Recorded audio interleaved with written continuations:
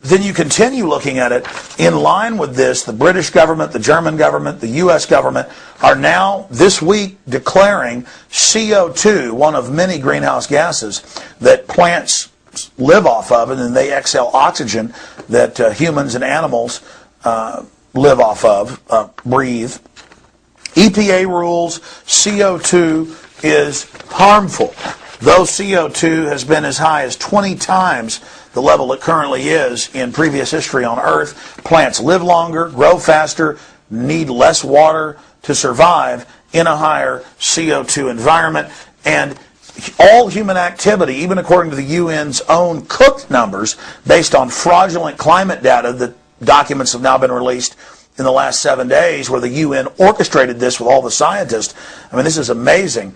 That even with their cooked numbers, they admit that humans are a tiny, tiny, tiny fraction of all the CO2 on the planet. And of course, humans also exhale CO2. There's another excellent headline out of the London Telegraph today. ClimateGate, Barack Obama's rule by EPA decree is a coup d'etat against Congress made in Britain.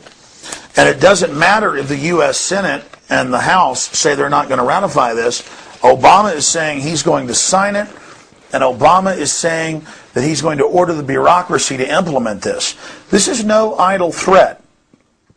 Barack H. Obama is following in the footsteps of Arnold Schwarzenegger. Arnold Schwarzenegger couldn't get the California legislature to ban television sets above 40 inches, claiming they were energy hogs, and tax all other television sets, so he just ordered the California Energy Department 1 month ago to implement by fiat a extra legislative, extrajudicial decree that this would be done. So this is the dictatorial mode being used to implement this. In closing, make no mistake, when the United Nations says this is the most important meeting they've ever had, when YouTube and Google have full-page ads on their front pages saying the future destiny of man is being charted, they're not lying. Open world government, dictatorial, authoritative, tyrannical world government is being formed right now, where the planet's elite will dictate all human activity and all manufacturing activity and all transportation activity on the planet. This is being done right now against you and your family by the very same central banks that have engineered the global collapse. Even McClatchy newspaper's done reports about how Goldman Sachs was planning the housing bubble, telling people to bet on it when they were betting against it so they could destroy their competition. This is about the parasites of our economy, the parasites of the world, setting up a private corporate government for themselves.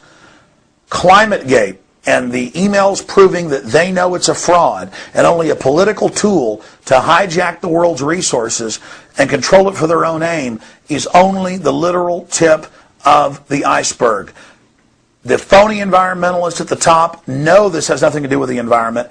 It has to do with a massive power grab to control the future destiny of civilization and society, and most importantly, to freeze the third world, their economic development. Just in the United States, in the last 5 years, more than a third of our agricultural base has been used to produce ethanol. This has triggered, admittedly, a doubling in world food prices in the last 3 years, and riots, food riots, as people starve to death across the world. This is eugenics. This is genocide. The global elite believe humans are parasites, and they are carrying out a program of genocide against free humanity. Please tell everyone you know that this is a distraction from real environmental crises like cross-species genetic engineering and toxic waste dumping and overfishing of the oceans. Real issues that aren't being addressed. This is a global authority taking control of the life-giving gas carbon dioxide and listing it as a toxic pollutant so they have the power to tax and destroy and consolidate the world economy. I want to, in closing, read you a quote from Maurice Strong that he gave in Rio de Janeiro to the first Earth Summit in 1992. He said, "Isn't the only hope for the planet that the industrialized civilizations collapse? Isn't it our responsibility to bring that about? There are literally hundreds of other quotes by these men and women, these Malthusians, these eugenicists, these Hitlerian supporters of population reduction. Paul Ehrlich, one of the chief advisors of George Bush Sr., who co-wrote the book with Holdren, John P. Holdren, Eco-Science, calling for sterilizing the population, setting up a planetary regime to carry this out. He said, a massive campaign must be launched to de-develop the United States. De-development means bringing our economic system into line with the realities of the ecology of the world resource situation. My friends, you better learn about eugenics. You better understand the mindset of the controllers and how they want a global monopoly. Capitalism has been seized by robber barons that want a world monopoly, and they are funding the radical eugenics cult that masquerades as environmentalist. We must defeat Copenhagen. We must come together against this tyranny.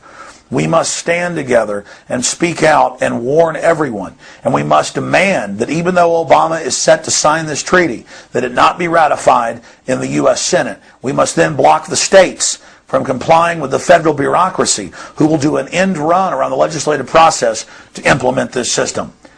I'm Alex Jones, and this is the InfoWar, the fight for all of our lives, the fight for all of our futures, and the future destiny of free humanity.